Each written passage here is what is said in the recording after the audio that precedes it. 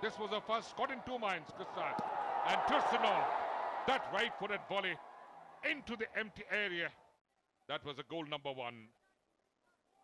And no way that Kassas could leave his charge. And really no chance for Aguinaldo to save that. He threw himself and look at the second one.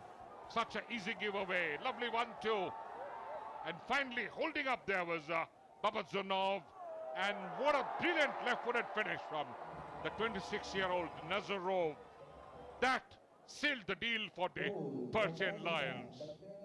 So they are into the finals. And they take on the winners of this second semi-final. This was a brilliant one to the far post. Injured Kassas had no chance whatsoever. But Kassas again put up a brave fight. So the crowd had their money's worth here at the Cox's Bazar.